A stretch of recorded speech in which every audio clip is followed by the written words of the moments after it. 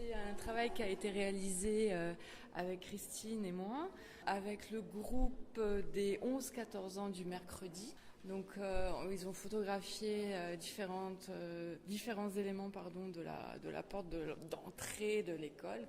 Ensuite, on a beaucoup travaillé sur l'ordinateur. Et à partir du travail sur l'ordinateur, on a réalisé un travail cette fois-ci graphique sur des feuilles, tout simplement pour faire la dimension. On a quasiment la dimension de la porte.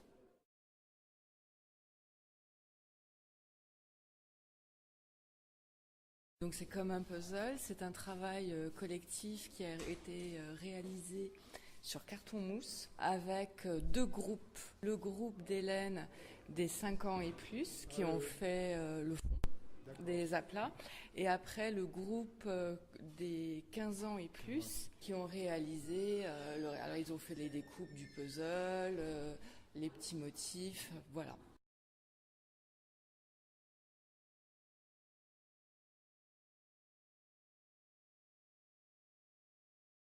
Maïtechou Echeverria expose sur ce panneau une vingtaine de collages, puis un ensemble de peintures acryliques. Tous ces travaux proviennent de ses ateliers d'adultes. Pour réaliser une de ces harmonies colorées, chacun doit s'approprier et reproduire avec son propre choix de couleurs l'une ou l'autre des photographies mises à sa disposition, d'abord avec la technique du collage, puis en peignant. Les couleurs de la palette, en nombre très limité, sont choisies dans le cercle chromatique en se référant à la théorie des complémentaires d'Edward Herring. Chacun peut compléter les éléments présents sur la photo ou en supprimer.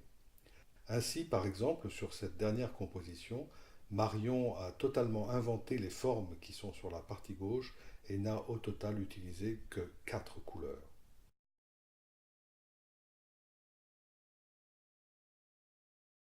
Déjà la présentation, parce que c'était bien d'avoir 66, combien 68 watts 70 peut-être, autour de 70, oui. Donc voilà, alors comment c'est venu l'idée de la présentation? Bon, l'idée, c'est toujours, essentiellement, quand j'avais pensé l'idée de cube, c'était aussi déjà, j'avais prévu un petit peu qu'est-ce qui pourrait être l'idée finale de présentation. C'était un peu cela, finalement, presque une installation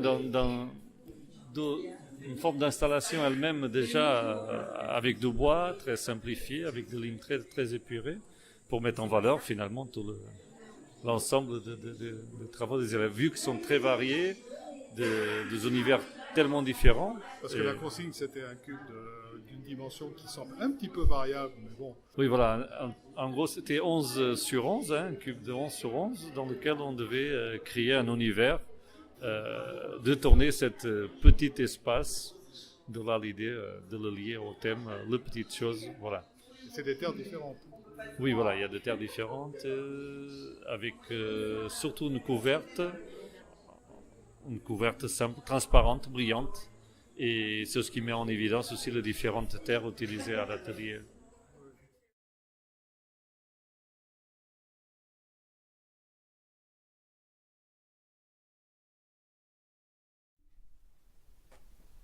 La série présentée par Sandrine Lardy sous le titre Port de lunettes obligatoire ne nécessite pas beaucoup d'explications.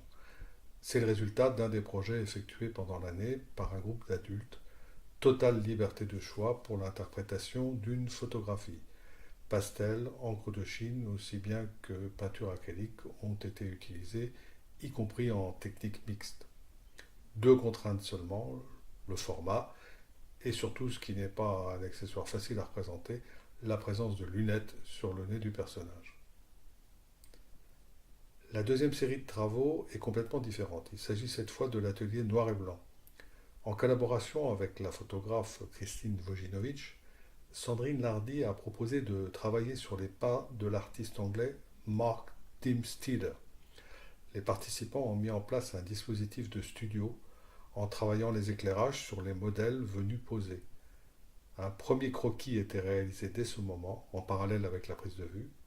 Puis, croquis et photos ont été placés et mixés sur Photoshop en vue d'une image à la fois composite et synthétique.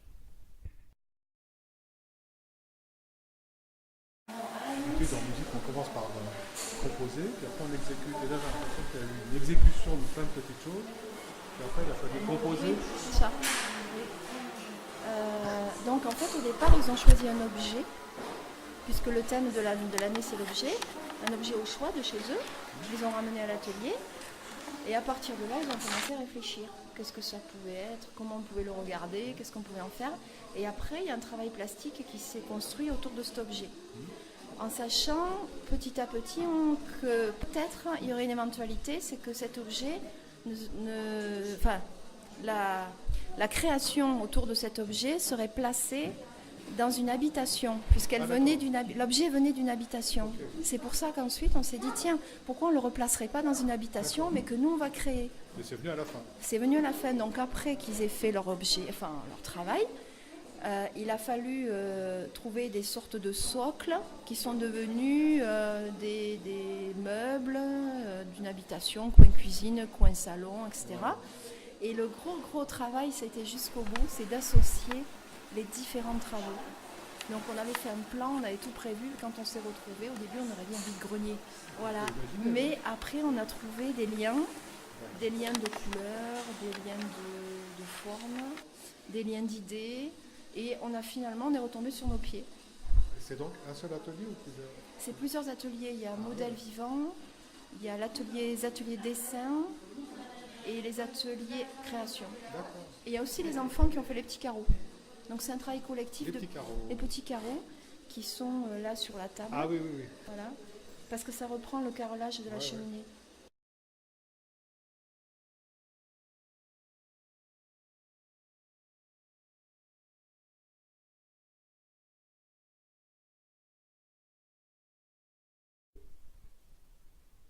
L'idée de cette installation, c'est le mouvement, la représentation du mouvement par la photographie.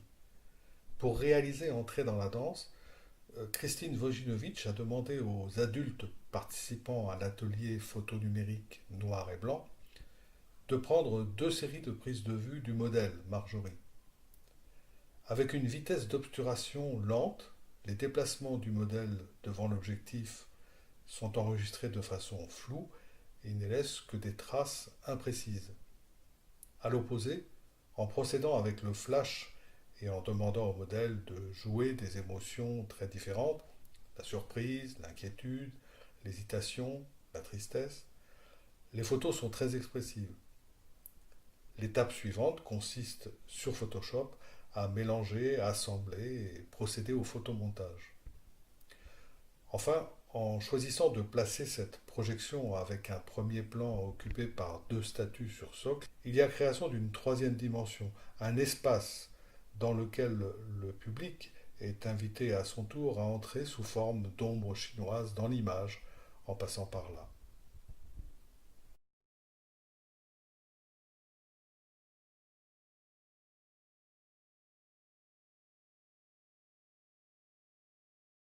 Et cette année, c'était difficile, le thème est difficile.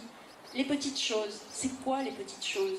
C'est à la fois un objet très matériel, mais ça peut être une sensation, un souvenir, un moment. Qu'est-ce que c'est que les petites choses? On pense tous aux petites choses et aux grandes choses. On pense tout simplement à la vie, les choses de la vie, comme le disait si joliment le film de Claude Sauté. Mais vous avez pu voir là qu'il y a beaucoup finalement d'objets, d'histoires autour de l'objet.